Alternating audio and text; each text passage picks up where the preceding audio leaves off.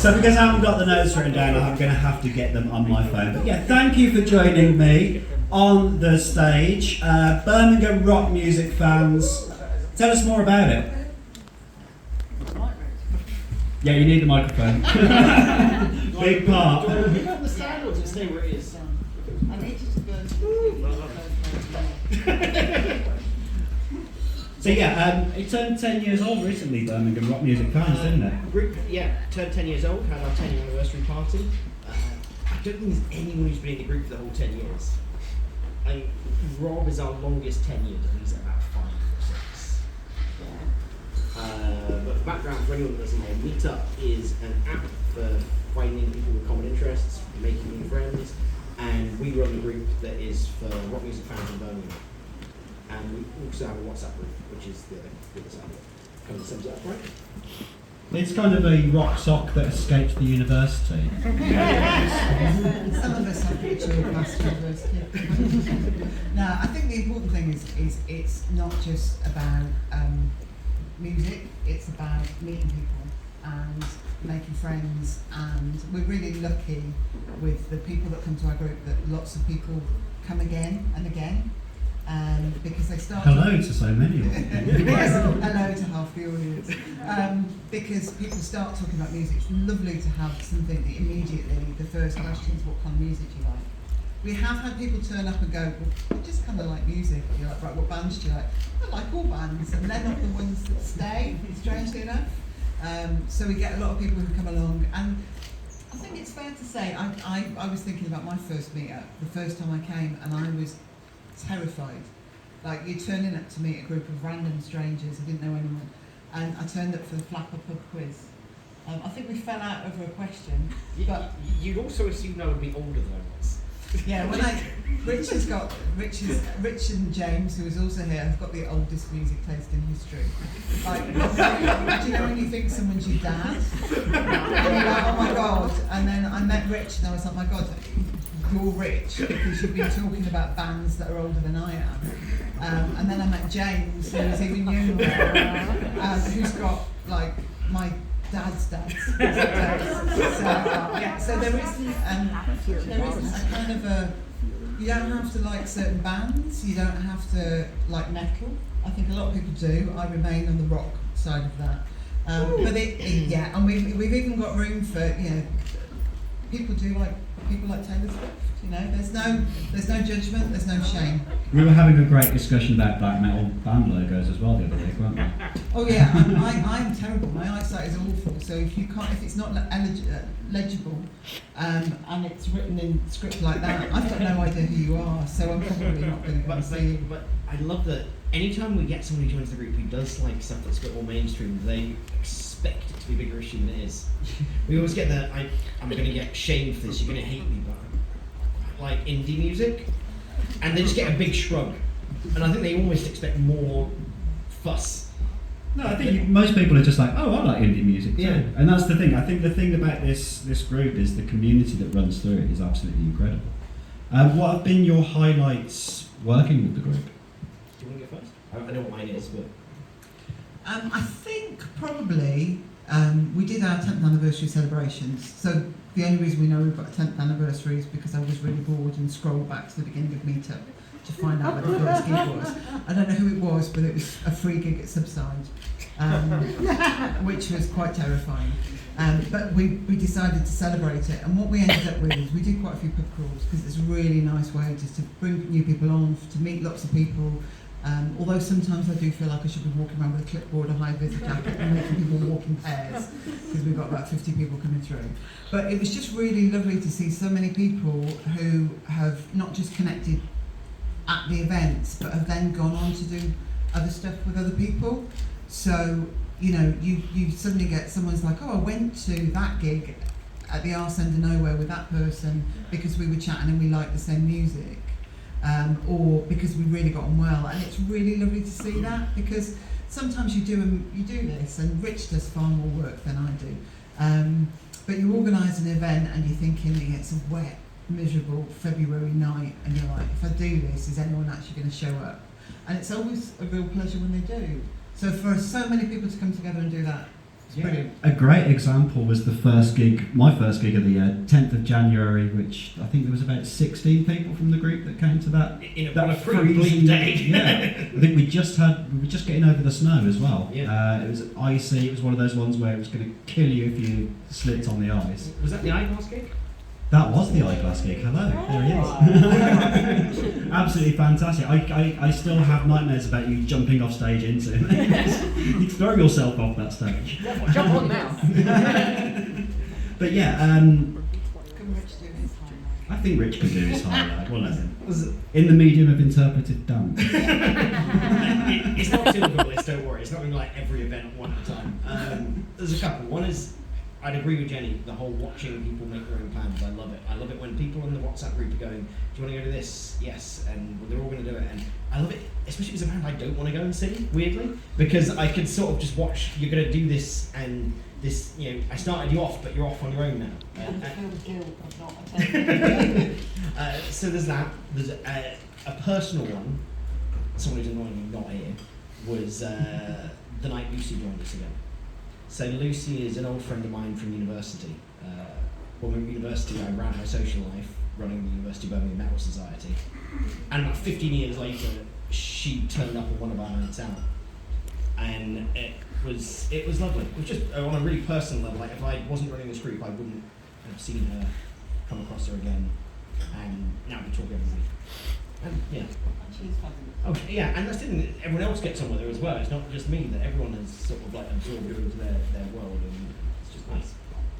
You said one of the other highlights was saying I'm going to a gig and then having 10 or so other people show up as well. It's great. This is very flattering, but also like great for the bands as well. It's incredible for grassroots grassroots music. Show up for things. It's absolutely incredible for grassroots music because that's what we need is people at the venues. And they stick with them. So a group just went to see James. You came to this Eradicator a while back. So they've got an album launch coming up or a new song launch or something. I'm away for it, but I've already had people from the group message me saying we're going to go. Do you want to come? Well, I can't go, but I'm still thrilled just that one night we went to see them. They've got a bunch of fans. That's what it is literally all about, especially at this grassroots level. So thank you so much for doing that and to giving the bands the support they need.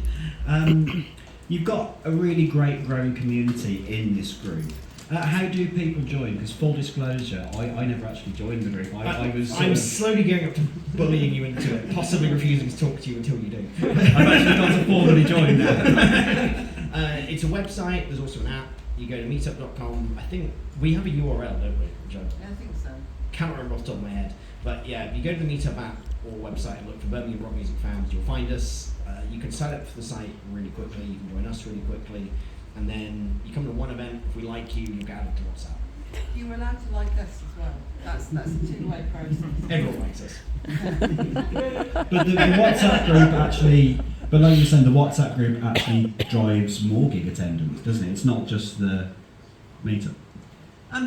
So there's about 1,500 people on the meetup group, and there's probably about 200 on the WhatsApp group. That's not that we didn't like the other 1,300. It's just that people You can't like everybody. Yeah, when people join meetup groups, things change. The WhatsApp group is there for the really informal stuff. So one of the things I think that's really important for me when we talk about community is I was having a chat with a mate I met through the group actually last night about the fact that we live in a world where so much is digital. So the way in which we consume music, you can get everything delivered to your house. You don't have to leave, but a lot of people work from home. So that can be really, really isolating. And I think that being able to turn around and at various points, people will say, "Is anyone out tonight?"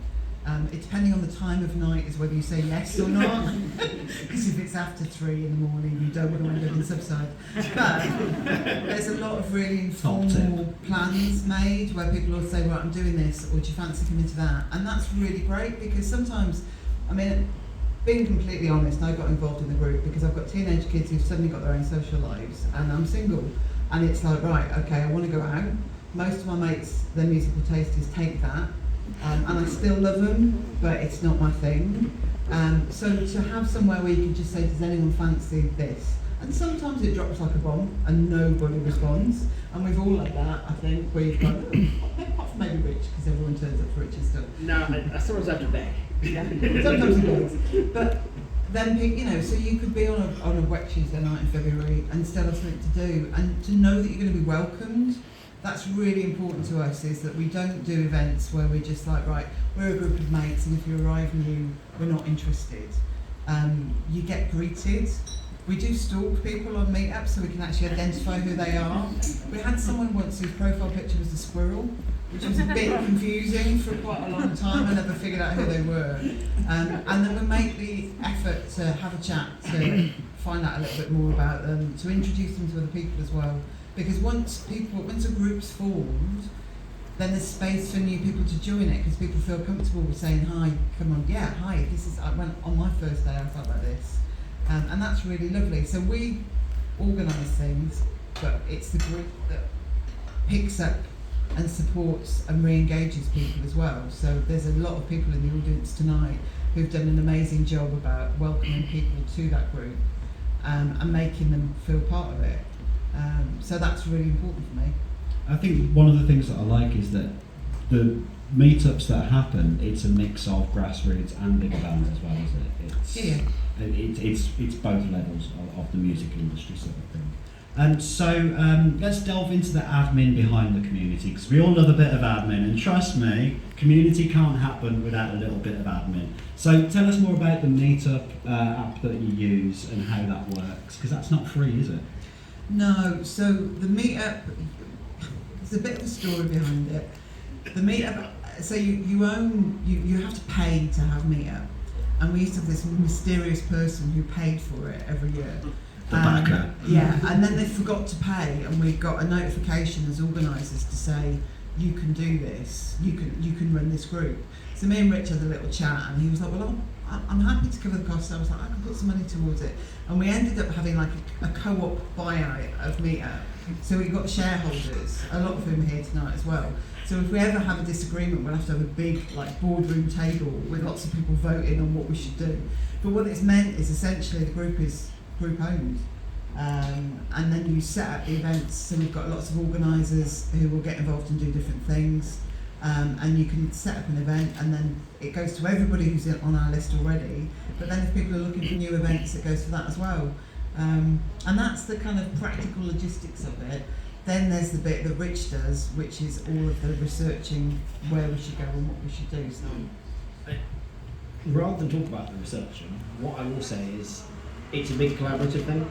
Like, yes, Jenny and I run it, but loads of other people do things. So you mentioned us taking ownership of the group. First person who spotted it was up for sale was Louisa.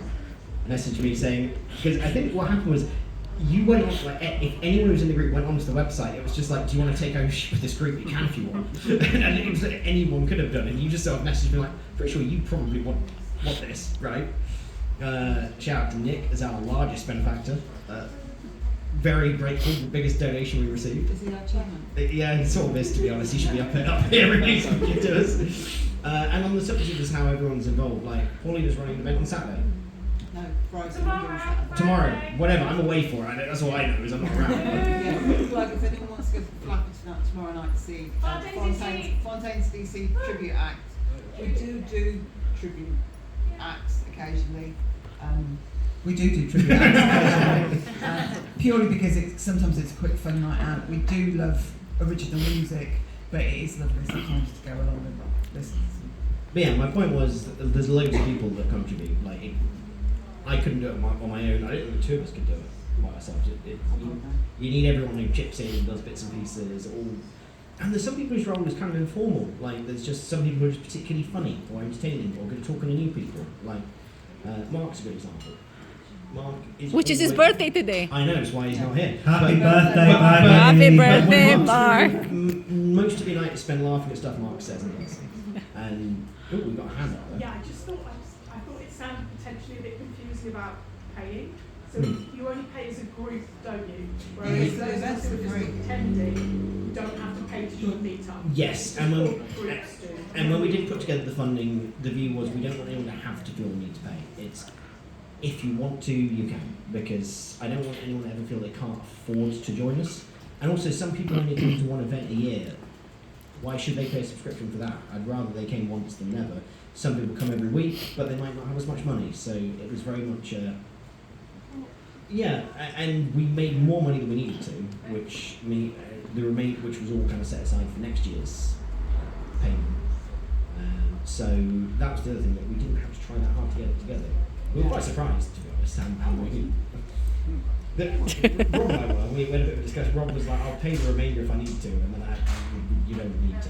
It's done. So with the Meetup app as well, it's not just a case of you put it up on there. There's actually roles on the night that you need to do to make things run smoothly as well. Tell us about what your role on the night is.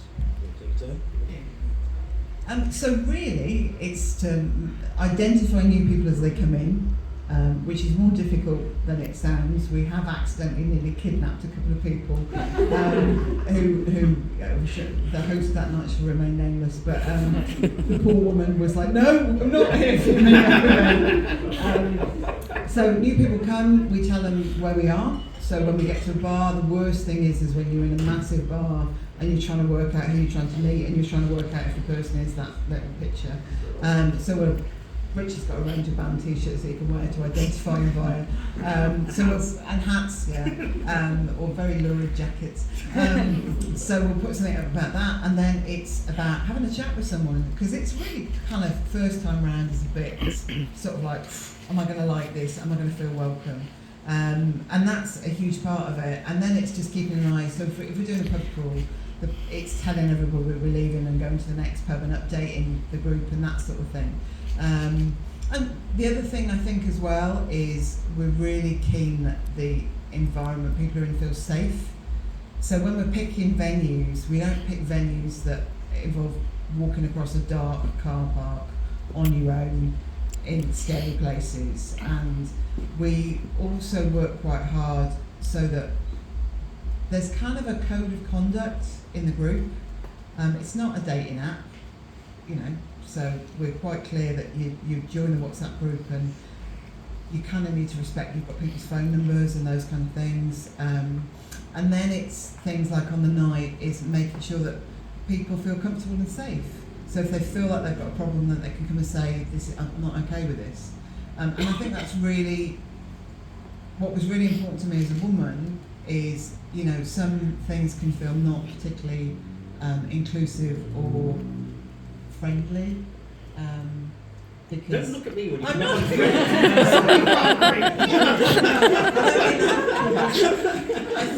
I think there are things that you have to bear in mind if you're a woman, or if you are identifying a different way that you might not think about as a bloke. So we have some debates about how we make sure that feels safe as well. So that for me is what the admins are there to do. And that goes across the WhatsApp group, it goes across the Meetup app, it goes across the events, and checking in with people and making sure everyone's had a good time afterwards. Anything you want to add? No, you got to get at the side of it. That actually kind of leads me to my next question, which is how do you find moderation? Because a group of that many people, there has to be some form of moderation, isn't there? I'm not always the best person to talk about moderating, because every now and then something really annoys me and I have to share it. There are some things that aren't okay. So if it ends in if it's racist, if it's transphobic, if it's this, if it's that, sexist, if it's those are out the window when it comes to moderating, and we'll call it out pretty quickly. But there are people that, or within the group, it's not just me and Rich, that will shut that stuff down. I think we recognise that people have different views, and that can be on, but we're not the platform to do that.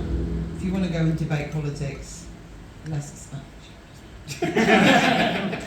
I have to say, I've got to be honest. There are some things for me that are more important than the rules about not doing politics and recent political developments. Attending marches were never going to go down well with me, and I think that's important. It's a values-based thing. I show up because this stuff matters to me, and community and connection and reducing isolation and all those things really matter to me. And there's sometimes when you have to call that shit out. But generally we don't do politics, we don't do religion, we don't do the things that can divide people. But people can talk about that in a one-to-one setting sort of thing. And we just keep an eye on it, because sometimes, you know, you do get the odd moment when someone's really drunk at the end of the night and you're like, probably don't want to say that.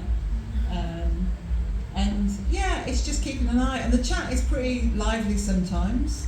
Other times it goes a bit quiet, and then suddenly someone will mention something and you get 17 responses. There are some times when I look away for a minute and then I look back and I'm like, I can't catch up. We keep on with that. Yeah, and I think it's back to that thing of lots of different people in the group doing lots of different things, is when there is an example of something which someone's not okay with, they'll call it out. And that's really good, because we're not there to police the group. It's actually self-regulating in terms of that value stuff. But the members of the group understand the assignment, kind of thing. Yeah, and if people don't understand the assignment, then we'll take the time to explain to someone in private message, and if they continue to do it, then we have had to remove a couple of people over the time. But then if you've got 200 people in a pub, you know, at some point you might have to kick one of them out. So, you know. I think the other thing is that there's different levels of how people are in your group. So as in, if someone's a regular, if we've known them a long time, if they're well liked, you might occasionally have a fallout or a moment of friction. That's very different to someone who's new that just is not a good fit. Like we're quicker to act with someone that's just, they've pissed a load of people off and no one knows who they are. Yeah. You don't. It's not a 3 strikes and you're out thing. It's the longer you're with us, the more strikes you get. Yeah, I think it's also it's not just it's not I don't like Iron Maiden, or I don't like, you know, we don't fall out with people over their musical taste. It's about back to the behaviours that we don't tolerate. Yeah. I mean, one of the things I've got to say is thank you. I mean, this group is absolutely incredible. It can be really hard to find. I mean, I'm 41 next month, so June the 11th, if anybody wants to buy me a drink. But it can be really hard, the older, especially as you get older, to find your community, to find people to go to gigs with. I go to so many gigs on my own just because I don't know who to go with. But having a group there, it's absolutely fantastic, because you might still end up going to a gig on your own, but you might end up going with 20 other people. And I think that's absolutely incredible. What does the future look like for Birmingham Rock Music Fans? I think Rich might have. I'd like to see the group continue to grow. I'd like to see people continue to stay. I think that's really important. We do see people move through with any group. So people sometimes come to us because they've moved new to Birmingham. They come to us because they've split up from a relationship and they want to be out and about and doing stuff. They might be working from home and wanting to make social connection, and then things change. And we've seen like dozens of different nationalities and people from different places and all of those things that will come through. But what you hope is that there's that core of people that stay involved, stay engaged, and we add to that. I think Rich has probably got more ambitions than I have. I just want everybody to like each other, get on and go listen to good music. I don't know that my ambitions are that different. I think the gradually get bigger thing is the key. There's little things like, occasionally we've worked with bands or promoters where they've given us a discount or a deal, and I sort of feel the bigger we get, the more of those it makes sense for us to negotiate, because if I can say to a promoter, if you give us £2 off, we'll get you 30 people through the door, you should probably think about offering us that. But generally, just the people are what matters more than the events. So as long as we keep growing and we keep getting good people, we don't need all that other stuff. Just us in a pub is fine. And the more people, the better. I think the other thing I'll add to that is one of the lovely things about the group. I mean, we do big gigs and stuff like that, and we do the covers nights, but it's when you find a really good band or a really good artist and people are like, I think I found a new one. And it was going back to something that Naomi said, you know, you can listen to music on Spotify, but it's how the song lands live. And that's the whole point of what we do really, is, for me, there is nothing better in this world than standing in a group of people listening to a song going, do you know what, this is the moment, and you look around and everybody's smiling and having a good time, and literally that is, if you could bottle that, you would solve the world's issues.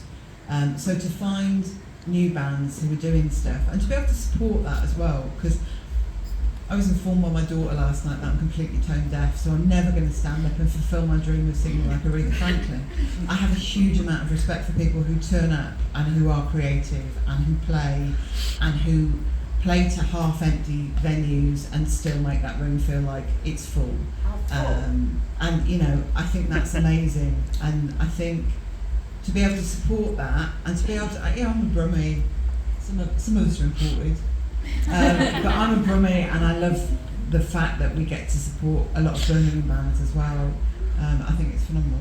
But you've actually already touched on this. We do have some imports as well, and we have actually quite a few nationalities in the group, but also people not from Birmingham. And it feels as though, something I said to you the other day is that there are people who might come to the city for university, and then you've been here for 3 years, you try to go back to where your original home is, and everybody's moved on, everybody's moved away.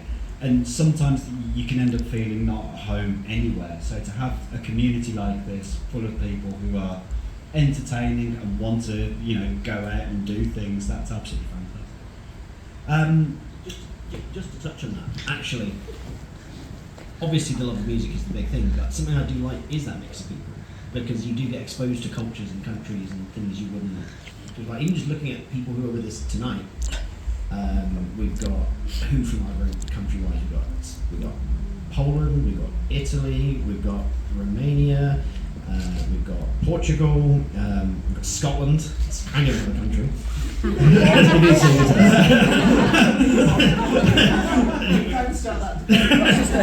We've got a little Bristol audience here. I'm from Plymouth. It's a mix. There aren't many places where you can get that many people together in a group that are just that you can just find that. No, I think that's fantastic, and that's why I almost say that this is a rock sock that escaped the universities, because it's not just drummies at all. Yeah. It's a real mix of people, and like you say, experiencing other cultures and how other people's insights. That's fantastic. What do you make of the general gig going experience as it is at the moment? That's a big vague term. Answer it. Gigs are pretty good. I'm a fan. I quite like going to them. I've been to a few. Do you find what would you do to improve the gig experience? Because you go to a lot of grassroots gigs, you go to a lot of gigs at the big level as well. What would you do to improve that? You got any thoughts? I'll probably think of something while you speak. I think there's a few things for me. I think that for new bands, it's the engagement with your audience. You've got to interact. Yeah, if you, I get sometimes it must be a bit scary to stand up in front of a crowd of people, but you've got to do a bit more than Hello Birmingham. I think it helps. I think that venues, thinking about the timings of gigs. So some of the things I love when we're talking about today, the Rock and Roll Brewhouse gigs are great on Sunday afternoon. It's a really good way to get people in. This Sunday, everybody, this Sunday. Hospital Radio headlining. The Hare and Hounds do a really good blues afternoon, which is free. So thinking about if you need to make money out of that gig, or if you're trying to get people in to appreciate the band. The big stuff, I think, everybody's debated whether you should be paying 150 quid for a ticket anywhere, or more. And more. 150 is quite cheap now. So, with some people from the rock group, we know to the Cure in Cardiff, and a few. Some people. Yeah, Rich and Adam, and Mert's not here, but it's 85 quid for a ticket, and they are like admittedly I'm an old boff, but they're a good band, and they're doing a good session, and you don't have to profiteer off your fans. Rich and I went to see AC/DC in Paris, and those guys are minted, but they still charged a huge amount of money for the ticket. We made them more minted. Yeah, so did every single French fan who didn't read the memo about wearing the band t-shirt to the gig. But I think you can look at. I think I'd love to see a lot more gigs that are priced for people to be able to afford them, because I think music's a privilege. So what we're saying is, screw Live Nation. Yeah. the monopoly that they have on music dictates how music is for everybody. I feel certainly at a certain level. There are some cities that are Live Nation only, which is absolutely terrifying to think, because that means that the music experience is in their hands, and I don't trust them.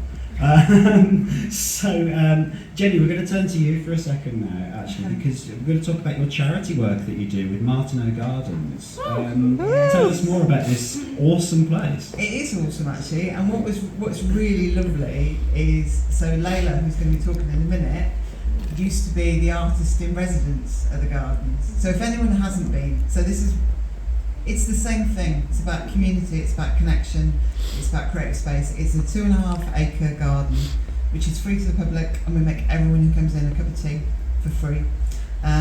We're opposite the Priory Hospital and next to the Priory Tennis Club. So we're the cheap neighbours. It's a beautiful space, lots of people who've been down from the group as well. But we work with people around mental health issues, autism, brain injury, all sorts of needs, come together as a group and to do gardening. And there's a lot that I take from work that I bring to the rock group, I think, is we work with groups who get to know each other and can support each other and can bring new people in, and that support is really important. There's not a crossover in terms of some of the challenges people face, but there is around isolation and people feeling a bit lonely, and actually that's really important to me. We do, if anyone wants to come, and I've given a little plug for this one, on June the 22nd we're doing a wellbeing day, which is free to anyone who wants to come. You can do yoga, you can do a photography class, you can do a sound bath. So if anyone wants to see me lying on the grass whilst someone does that whole thing, but we're doing greenwood working with an organisation called Path Carvers. It's a brilliant space, and you can hire it too. And I have got a plan, which I've been taught. I'm making lists. If I've seen you talking at one of these events, you might well get a message, because I do want to do a Music at Martineau event. We do occasionally book bands, and we were lucky enough to have Layla's band in at So Far Sounds a couple of years ago as well. So it's a garden space, it's brilliant fun to be part of, and yeah, I'm really proud of it, and I'm really proud I get to do this bit as well. So, and eventually I'll do an event at the Gardens for the rock group. That sounds like a great idea. I've got a plan. Rich has decided we need to do a group dinner party. But at work we do a bring and share thing where everybody brings something. So everybody brings, someone will do a signature dish or whatever else, someone will bring a packet of Kit Kats. And everybody eats together. And I think there's something lovely about that connection. It's what I love most about sometimes when we do events is we do I've organised a roast dinner for 25 people on a bank holiday weekend, which can feel a bit empty if you're not going to see anyone from Friday night. So I'm there with my lists, an Excel spreadsheet of courses. But actually people sit down and eat together is fundamentally really important. So yeah, I might well do that one. No, it sounds like a great place that you're able to build more community. It sounds as though community is the buzzword for tonight. And you've also got a bit of a journalistic background, and I'm not letting you leave the stage without talking about this interview that you told me about the other day. Who did you interview? I did interview the Spice Girls. It's rock and roll. When I started out, my first ever job was as a reporter on the Sutton Coldfield Observer and the Walsall Advertiser. Dizzy Heights. I didn't tell you, I will say I started out working as editorial assistant running the squirrel page, which was the kids page. And there is a story about me in a furry squirrel suit, which we can talk about at another time. But yeah, I was lucky enough. One of the things that really ignited my love of music, I had started going to see bands when I was growing up in Birmingham, so I remember the Barrel Organ before it was ever subsided, and Edwards No. 8 and all these amazing venues, and the Hummingbird. I love the Hummingbird. And I got to go and work at a newspaper and get to go and see loads of bands, but that did include the Spice Girls, and I did interview them, and God, they were annoying. Who was the most annoying? They were all just really loud, they were loud, and they were just about to get really, really famous. And there was me I really don't like you with my gothic makeup and everything. I've got a huge amount of respect for them for the whole girl power thing, but I So don't. if they were just about to make it, where were they playing? Was this the grassroots at Subside sort of No, thing? no. This was they just released Wannabe, and they just hit that sort of their zeitgeist. Then they just hammered through the hits after that.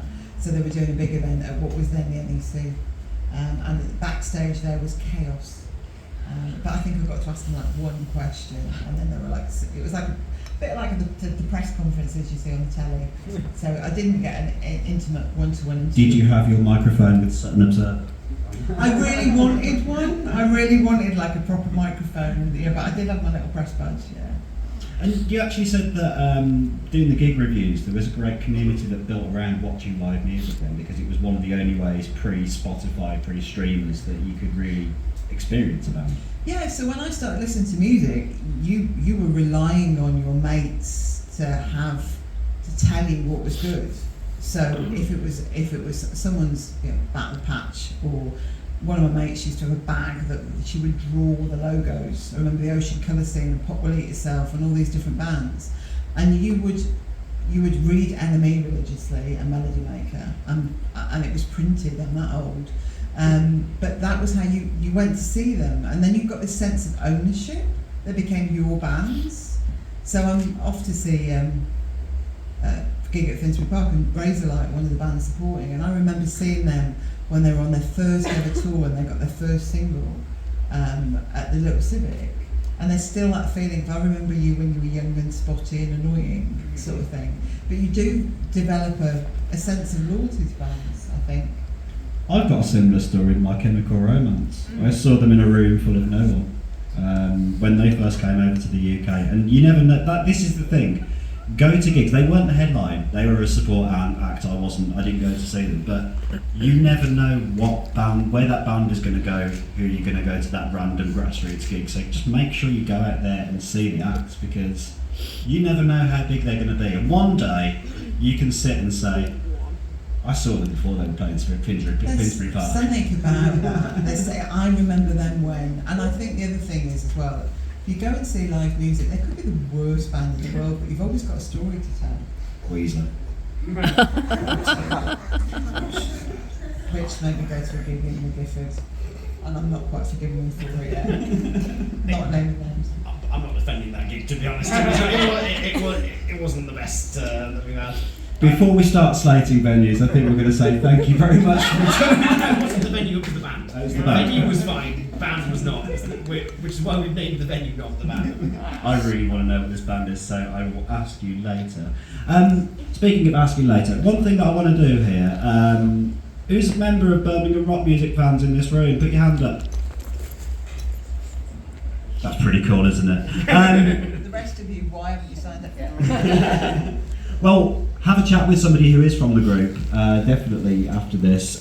Which is most people that you can talk to. Just talk amongst yourselves, because it's...